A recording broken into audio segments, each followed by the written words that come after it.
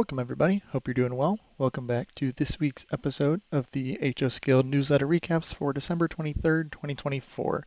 It's coming up on Christmas this week, so if you do celebrate, Merry Christmas to you. Hope you have a great time, spend some good time with family. I know I'm home as well, enjoying some quality time.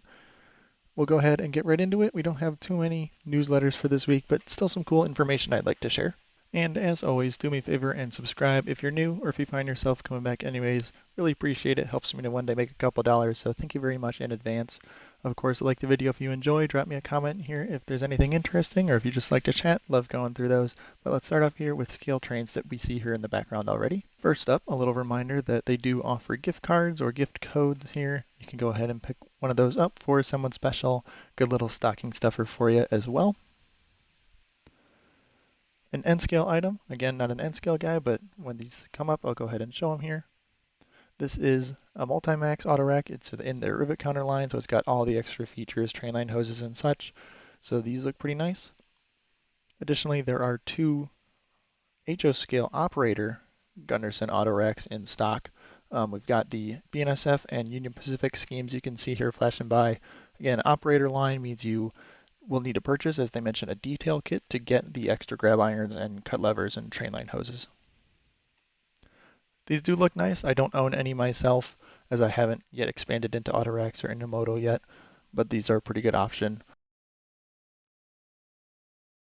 Next up here, their newest run of the rivet counter ES44s are now in stock. So this is their first run of the CSX Heritage paint schemes. So they got P&O, C&O, chassis, Conrail, and Seaboard here in this run. Additionally, the Pride and Service units, which they feature down below as well, we'll take a look at. They do have two more runs coming up with the CSX Heritage paint schemes. So the first 5 in this list are coming in the first run, and then the next 5 will be coming later on in 2025.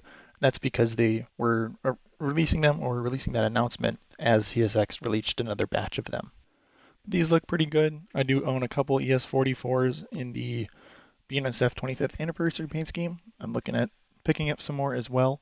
They do have a little feature here on the Pride and Service units. So there's 3 here. A little bit of history about them as well we can take a look at.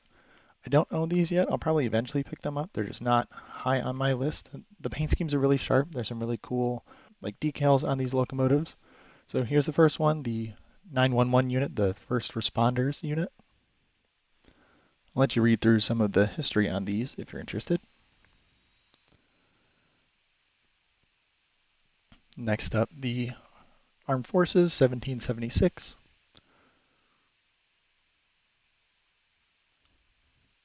More of that history for you.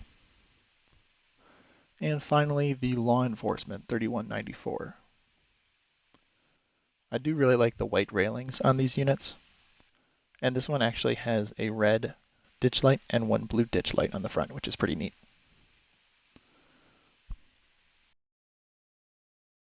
They do mention that those ditch lights were only as promo pictures, but it was eventually brought to white, but their run includes the red and white units.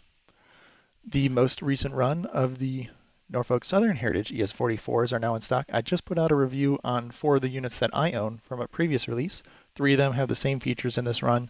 Really, the only upgrades that they've done since previous releases is adding those rust-colored wheels from the factory. These do also have the more modern PTC antenna array. ScaleTrains has done a release a long time ago with the original dome antennas that these units were delivered with, but now, after they've been updated here, they've got the more modern PTC array. Here's a list of those paint schemes there. The southern one is definitely the most popular, so definitely take a look to try to hunt that one down from a dealer because they're sold out from ScaleTrains. And additionally, their newest run of the BNSF 25th anniversary units. So I do have 6111 and 6017. ScaleTrains is the only manufacturer to make these units because they have a specific partnership with BNSF to license all the logos here you can see on the side of the locomotive. So these look great. There's a lot of different features between each locomotive, which is really sweet. So definitely check out their listing online and it'll tell you all the differences between each row number in this series. The 2 units I have are great. They run well. They're some of the first ES44s that I picked up from ScaleTrains. So very happy with those and I definitely recommend them. You can check out my video if you're interested as well.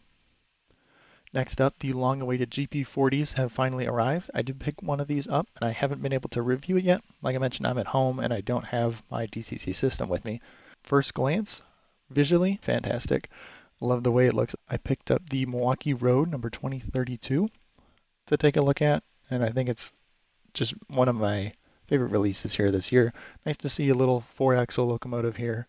I know a lot of manufacturers have made this in the past, and more are making the GP40s, so it's definitely a very competitive market, but I think ScaleTrains did a good job with these. They're a little more expensive than some of the other releases, and I'll go over that when I do make a video about it, and we'll take a look, and you can see for yourself if this model's right for you.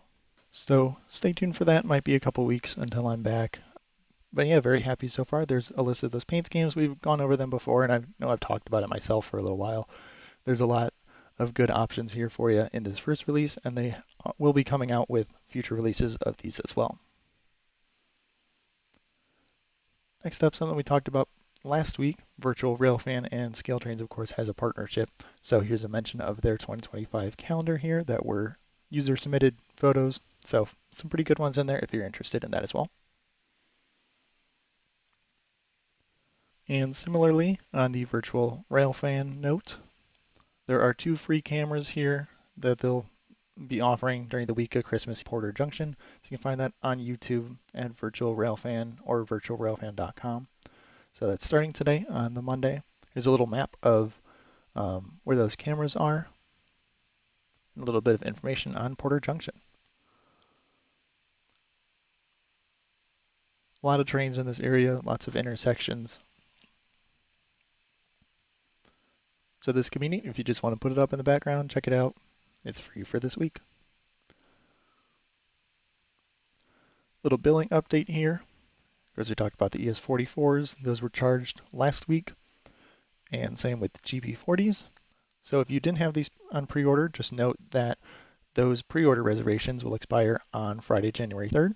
So if there's a model that you're looking at that's currently fully reserved, it might open up after the January 3rd deadline. Then a little bit on their upcoming shows and events here if you're in the area.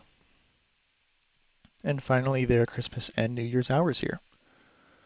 We'll go ahead and move on over to Athearn next. All right, welcome over to the Athearn dispatcher here. Starting off in their Athearn line, their 60-foot postal car. So you can see the paint schemes here flashing by. We'll let them run through. They do have an unpainted option as well as some maintenance away, a bright yellow, and then a Union Pacific version as well here that you can see. Pretty neat that they do have a magnetic roof, so you can pop that off to add details inside, which is pretty sweet. That's sort of a newer development. That's nice to see. Next up, we've got a 48-foot wedge trailer here if you're looking for some intermodal equipment to fill out a yard. These are currently for pre-order through this Friday the 27th. Here are some of those paint schemes here going by that you'll see. And of course, an unlettered version as well. Another trailer offering here, the 28-footer. So additionally, another deadline here of this Friday. And a roundhouse release, so sort of their lowest line, but still good rolling stock to fill out a roster. Once again, flashing by the paint schemes here. Good offering, lots of railroads here. Again, since it's a roundhouse release, they don't have the road specific detail or really super highly detailed models on these. They're just pretty good, and it's nice to have. These are also available for pre-order through this Friday as well. Next up, we've got a couple shipping updates here. And I wanted to take a look at the offerings here for this Genesis SD60M Triclops, since this was a model that we haven't covered yet because it was announced before the recap started. So over here we've got the product page for this locomotive. It'll be delivered mid-January, it looks like right now. Starting off, we've got Union Pacific here. Up on top, you got a Prime for Grime release. They do have a couple road numbers in each road name here in this scheme. Some pretty decent road number specific details as well. A couple different eras on this Union Pacific release. Of course, you got Tsunami 2 sound in these locomotives. There's that starting price or MSRP. Definitely go through your dealer to get a lower price for those.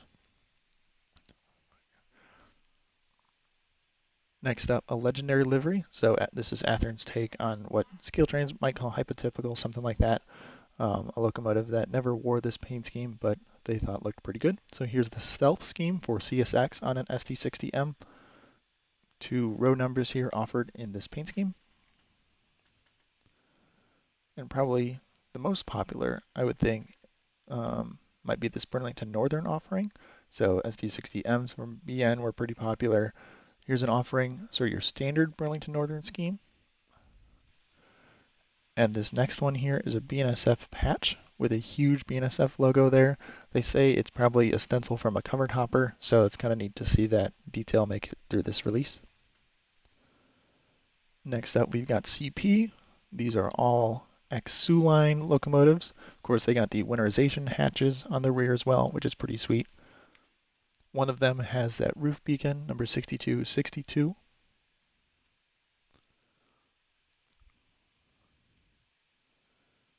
And next up, we've got a WAMX, the Web Asset Management here as well, ex-Union Pacific model.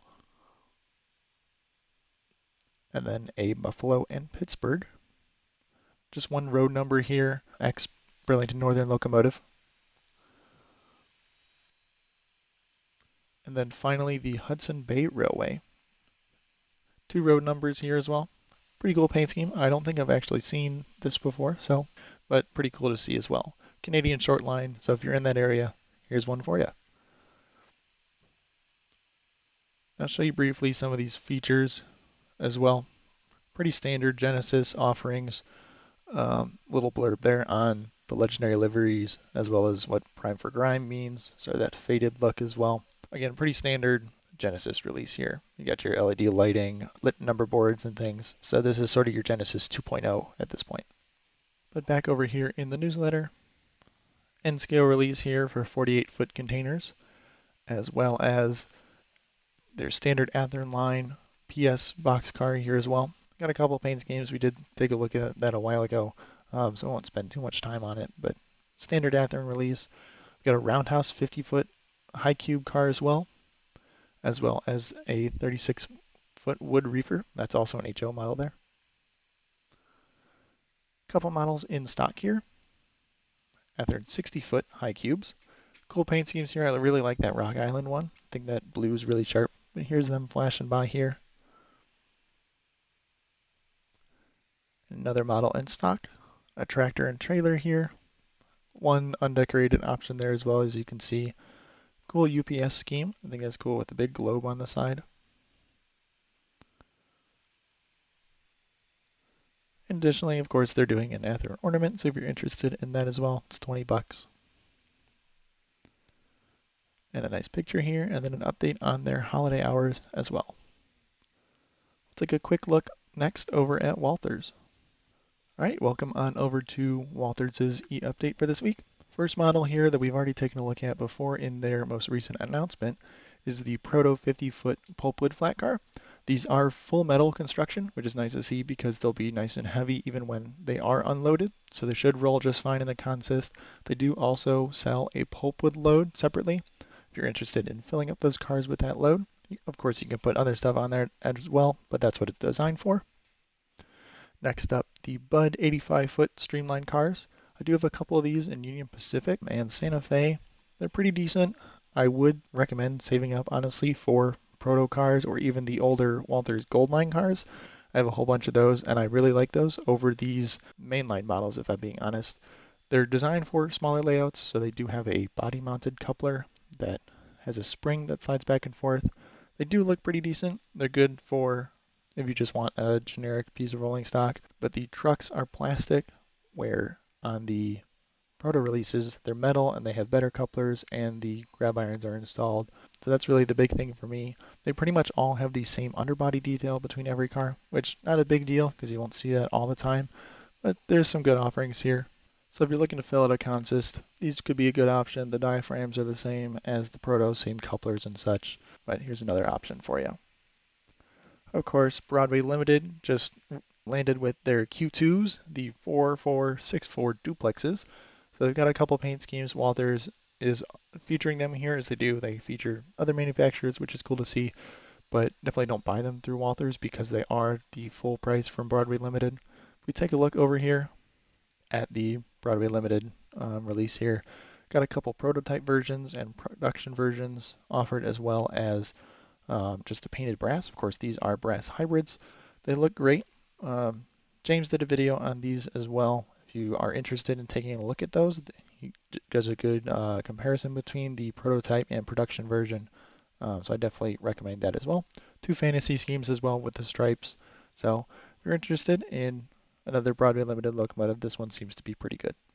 And back over here, we got a Flixbus, the Prevost coach bus here. Good option there to fill out a city scene or sort of a tourist bus for you. And they've seen this before. They carry RoboTime 3D puzzles, so they got some train versions as well, which is pretty cool to see. Good gift idea. But that's all here for Walthers. We got a quick update from ClassOne to look over next. All right, and the final newsletter we'll take a look at this week is another update on ClassOne's GSC heavy duty flat car. This one's featuring the Delaware and Hudson version. We've seen some of these before, but these look pretty neat. They are the depressed center cars. They have tons of detail here. I love the holes in the decks, which looks really well done. Lots of different variations per the prototype. Lots of good detail and lettering that we come to expect from ClassOne as well. These are currently available for pre-order. Here's a list there of the road names that will be coming. I've got 14, so decent variety here for you. But that'll wrap up ClassOne for this week. Not a whole lot to go through. And the only other update I have is regarding the Broadway Limited Kennefic business cars. It looks like that delivery date is now February 25th, so it's been pushed back quite a bit. Didn't see an announcement on that, but just a heads up. I know I have one of those on order. Very excited for that. Definitely take a look at the Power Car and Fox River that we've talked about before and get those pre-orders in. You have some time. I think it's April for that deadline, but as that comes closer, we'll talk about it once again. But it should be a good option there. Looks really neat as well. But I'll go ahead and finish off this week's video here. If you did make it this far, consider subscribing. Really appreciate it. Like the video if you enjoyed as well, and drop me a comment here if there's anything here you're interested in or anything I may have missed. Hope you have a great rest of your week. Thank you very much for watching, and Merry Christmas.